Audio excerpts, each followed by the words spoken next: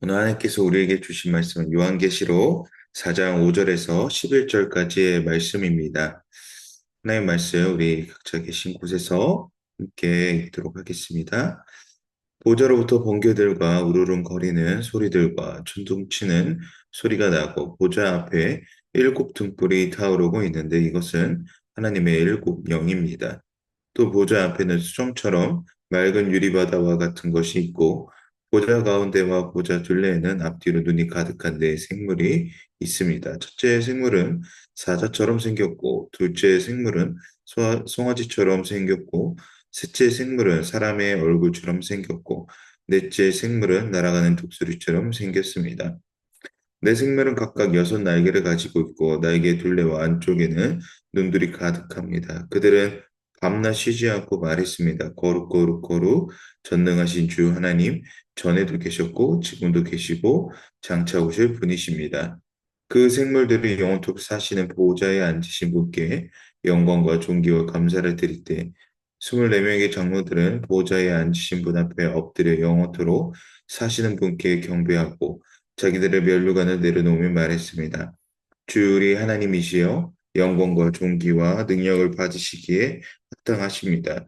주께서 만물을 창조하셨고 주의 기쁘신 뜻으로 인해 만물이 존재했고 또 창조됐습니다. 아멘.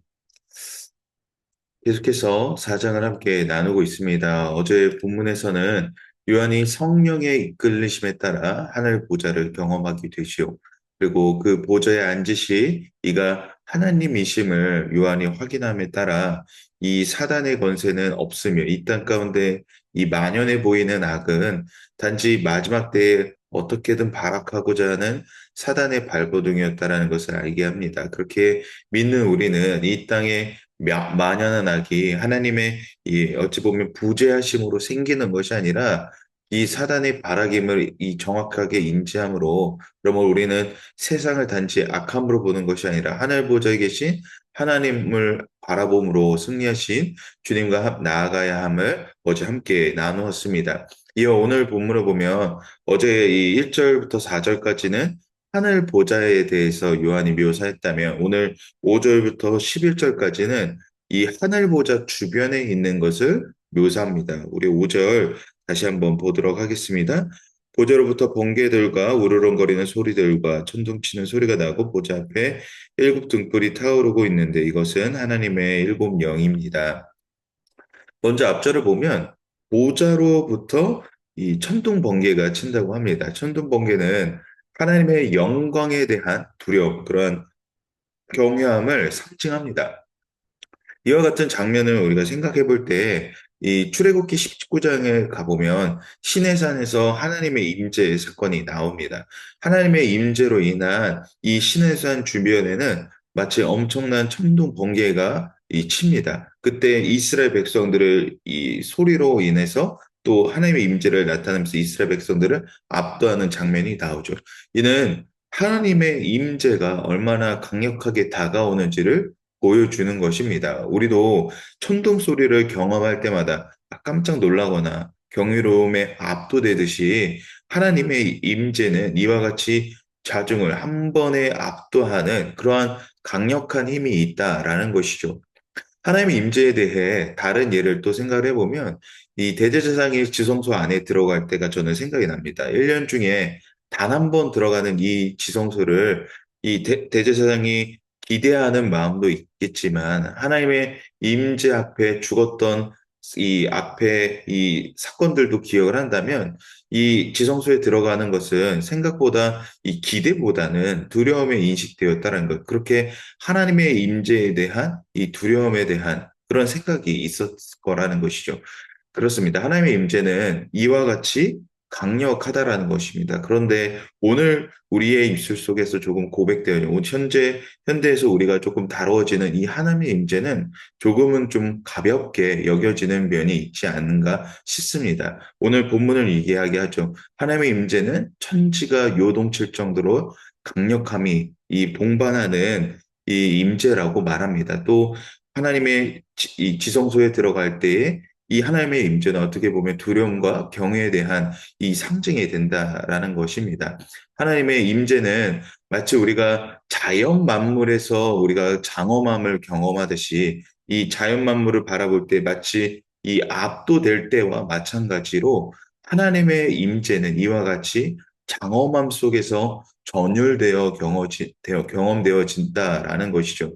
어찌 보면 당연한 것이죠. 만물을 보고도 우리가 그러할진데 하물며 그 만물에 창조하신 하나님의 임재를 두고 더 어찌 안 그럴 수가 있겠습니까? 오늘 그 하나님의 임재가 오늘 우리가 사모함에 따라 그 강력한 임재 속에서 전율적 은혜가 오늘 우리의 삶을 전체를 송두리째 사로잡아 그 이끄시는 그 은혜의 경험이 우리 모두에게 있게 되기를 소망합니다. 계속해서 5절 후반절을 보게 되면 요한은 이 보좌 앞을 묘사하고 있습니다. 일곱 등이 타오르고 있고 이 등불은 곧 하나님의 일곱 영이라고 말합니다. 여기서 일곱 영이라는 우리가 이미 앞서 1장 4절과 이 동일하게 묘사되는 것을 볼 수가 있는데 이 1장 4절이 상징하는 것은 성령을 상징적으로 묘사하고 있습니다. 특별히 요한은 성령에 대한 묘사를 스가랴가 본 환상과 동일하게 보여지고 또 말하여지는데 요한은 스가랴의 묘사를 빌려 표현한 것처럼 생각이 듭니다. 이미 여러 장들을 통해 요한이 구약을 많이 이용하고 있죠. 그래서 이 일곱 영에 대한 표현 또한 스가랴의 앞에 있는 것들을 또 에스겔, 이사야의 관점들을 또 가져오는 것을 볼 수가 있습니다. 어쨌든 이 일곱 영이라 함은 성령을 상징하고 있습니다. 특별히 지성소 앞에 배치된 이 일곱 등대를 결국 뜻하고 있는 것입니다. 즉, 일곱 영이 하나님의 임재의 장소를 등불을 밝힘으로 이 성령의 역광, 하나님의 영광의 길을 인도한다라는 것으로 우리가 이 본문을 또 이해할 수가 있는 것 같습니다. 계속해서 6절을 보면 요한은 이제 보호자 앞에 이 보좌 앞쪽으로 이제 시선을 옮기는데 거기에는 마치 수정처럼 맑은 유리 바다가 있다라고 말합니다. 수정처럼 맑다라는 것은 하나님께서 이와 같이 흠이 없으시다라는 것을 말하고 있는 것입니다. 즉 고결하심을 말하는 것인데 특별히 우리가 이 유리바다에 주목해야 하는 것은 이 유리바다는 창세기 1장에 가보면 이 하나님께서 이 땅을 창조하실 때 하늘과 땅 그 사이에 궁창을 두십니다. 이 유리바다가 그 궁창을 연상을 시킨다라는 것입니다. 즉 본문이 이야기하는 것은 하늘과 땅 사이에 있는 이 궁창에 이 궁창이 있으므로 이 거리가 느끼게 하듯이 하나님과 인간 사이에는 이 존재하는 절제적 거리가 있다라는 것을 말하고 있는 것입니다. 다시 말해 창조주와 피조물 간의 관계가 사실 이와 같이 절대적 거리가 있다라는 것을 말하고 있는 것입니다. 그런데 이 절대적 거리가 있어 하나님과의 우리의 관계가 멀어진다라는 것을 결국 이야기하는 것이 아니라 이 거리가 있음에도 이 절대적으로 피조물과 창조주에 대한 이 절대적 거리가 있음에도 하나님께서 이를 스스로 좁히심으로 우리를 단순히 피조물과의 관계가 아니라 하나님의 자녀로서 받아들이셨다라는 것이죠. 그렇기에 이 본문이 우리가 이 거리감이 가시감 있게 우리에게 받아들여지고 이해되는 것이 아니라 하나님의 은혜가 얼마나 이와 같이 깊고 넓은지를 이해하게 하므로 오늘 하나님의 놀라운 사랑에 우리는 감격할 수밖에 없다라고 오늘 본문을 이해할 수가 있는 것 같습니다. 이를 통해 우리는 구약의 하나님을 기억하면 하나님께서 얼마나 그 백성을 사랑하시는지 우리가 이미 알고 있습니다. 구약에서 하나님께서 그 약속을 스스로 어기는 인간들에게 스스로 죄인이 되었음에도 이를 자신의 의지와 또 예수 그리스도의 십자가의 사랑으로 말미암아 오히려 그 값을 대신 치르심으로 하나님의 그 구속 언약을 결국 그 은혜로 말미암아 확정시키시는 그 은혜를 우리가 또 봅니다. 그렇다라는 것은 하나님과의 우리의 거리를 완전히 좁혀버리시는 하나님의 그 놀라우신 은혜를 우리가 또 볼 수가 있는 것이죠. 그 은혜는 누구한테 주는 것입니까? 결국 오늘 우리에게 자기 피조물로서 우리를 그냥 한 창조물로서 보는 것이 아니라 정말 하나님의 사랑하시는 자녀됨으로 하나님이 우리를 얼마나 사랑하시는지를 우리가 또 알 수가 있게 하는 것이죠. 그러므로 우리는 그 절대적인 하나님의 놀라우신 사랑에 감사함으로 오늘 하루를 살아가야 할 줄을 믿습니다. 그저 하나님의 사랑이 오늘 우리에게 가볍게 느껴지는 것이 아니라, 값없이 느껴지는 것이 아니라, 그 하나님의 사랑이 얼마나 높고 또 깊은지를 오늘 우리가 또 함께 묵상되어지기를 바랍니다. 계속해서 이제 7절, 8절을 보게 되면 보좌의 앞뒤로 둘러싼 눈이 이 가득한 네 생물에 대해서 묘사하고 있습니다. 각각 사자, 송아지, 사람, 독수리의 형상이며 그리고 여섯 쌍의 날개를 지니고 있고 그리고 그 날개에는 눈들이 빼곡히 가득함을 보게 됩니다. 그리고 그 네 생물은 밤낮으로 거룩거룩을 말한다고 합니다. 우리가 그냥 이미지로만 생각한다면 굉장히 어떻게 보면 사람의 입장으로서 귀귀한 것처럼 느껴집니다. 사람도 아니고 이 동물, 하나의 동물도 아닌 그런 특징적 모습이 보인다라는 것이죠. 그런데 이 네 생물에는 상징하는 바가 있습니다. 첫 번째, 사자는 동물의 왕으로서 권위와 존엄을 상징합니다. 송아지는 가축을 대표하므로 힘, 그리고 충성, 인내를 말합니다. 또한 사람은 만물의 영장으로서 지혜, 그리고 이성, 그리고 협재애를 말하고요. 마지막 독수리는 날아다니는 짐승의 대표로서, 즉 활동성이나 이런 용감함을 상징합니다. 즉, 내 생물은 모든 동물계에서 가장 고상하고 강력하고 지혜롭고 민첩한 것을 상징하는 것입니다. 이는 모든 자연계의 대표격들이 하나님의 보호자 앞에 앉아 하나님의 뜻을 성취하고 하나님을 예배한다라는 것에 의미가 있습니다. 다시 말해, 이 네 생물들이 하나님, 각각의 이 생물을 대표함으로 나의 창조주 되신 하나님의 이름을 찬양합니다라고 이야기한다라는 것이죠. 결국 그 이 창조된 이 물은 결국 하나님의 이름을 높여드린다라는 것에 의미가 있다라는 것입니다. 또한 네 생물을 가진 여섯 날개의 눈이 빼곡히 달린 것은 하나님의 뜻을 하나도 놓치지 않겠다라는, 이 피조물로서 하나님의 뜻을 하나도 놓치지 않겠습니다라는 그런 열정과 통찰력을 또 의미하고 있습니다. 이 의미들이 가장 중요하지만 또 오늘 이 무엇보다 가장 중요하게 내 생물이 밤낮으로 쉬지 않고 말하는 것, 바로 하나님의 거룩하심을 쉬지 않고 말한다는 것이 너무너무나 중요합니다. 하나님의 거룩하심을 쉬지 않고 이야기한다는 것은 무엇입니까? 창조된 피조물의 목적이 무엇에 있다라는 것이죠? 하나님을 찬양하는 데에 목적이 있다라고 말하는 것입니다. 즉, 피조물은 하나님을 지속해야 되는 것, 하나님을 지속적으로 찬양해야 되는 것에 그 목적이 있다라는 것이죠. 끊임없이 찬양하는 것, 밤낮과 관계없이 하나님을 높여드리는 것에 이 피조물의 목적이 있다라는 것입니다. 이것이 피조물이 갖춰야 할 모습이라는 것이죠. 그렇다는 것은 오늘 우리 동안 해야 할 것은, 오늘 우리의 입술에서 늘 고백되어져야 할 것은 하나님의 거룩하심을 말하는 것입니다.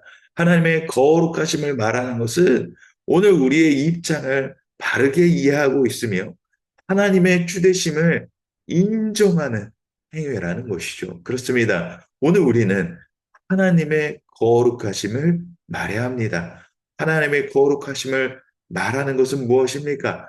내가 하나님의 피조물입니다라고 마땅히 인정하는 것이라는 것이죠.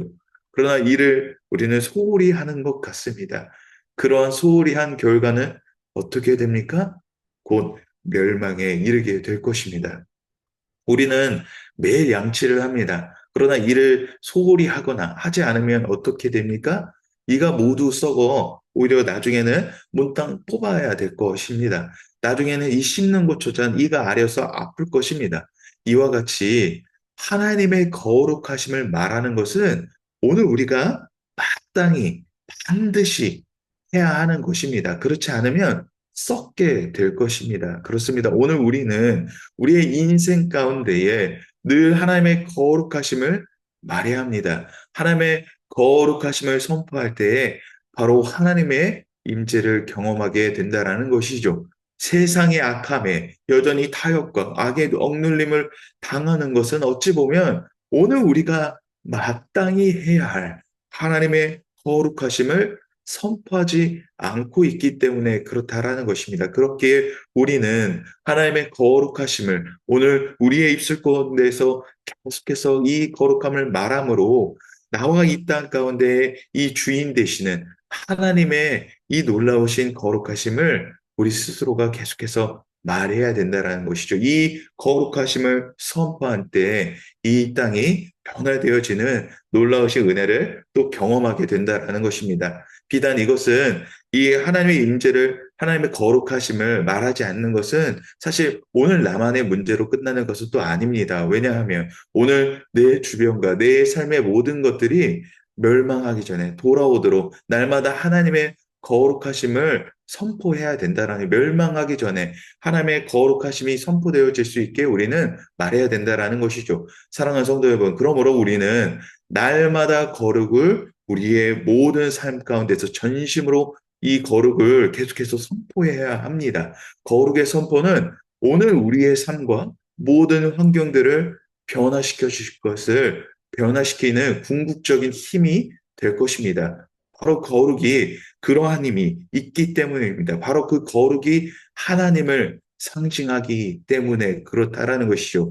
그러므로 여러분, 오늘 날마다의 우리의 인생 가운데 거룩을 말하십시오. 하나님 거룩하십니다. 하나님 당신의 이름이 이 땅 가운데 거룩하십니다. 그렇기 때문에 주기도문에서조차도 하나님의 거룩하심을 먼저 선포하는 것이죠. 작게는 이 가정에서부터 오늘 나의 삶의 전체에 이르기까지 날마다 거룩을 선포함으로 하나님께서 통치하시는 하나님 나라의 거룩함이 오늘 우리의 삶 가운데서 진정으로 이루어지는 그 거룩을 말함으로 하나님의 임재를 그 가운데 누리는 우리 모두가 되기를 소망합니다. 끝으로 9절부터 12절까지도 이 영원한 보좌에 앉으신 하나님께 그 주변에 있는 24의 장로들이 하나님을 찬양합니다.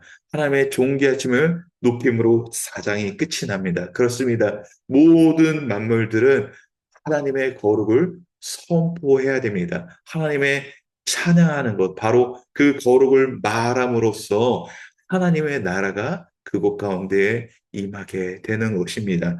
사랑하는 성도 여러분, 하나님의 거룩하심을 오늘 우리의 삶의 시작에서부터 내 아가 아침에 일어날 때부터 하나님의 거룩을 선포하십시오. 하나님 거룩하십니다. 하나님 거룩하십니다. 하나님 거룩하십니다. 그렇기에 하나님 찬양받기 합당하십니다.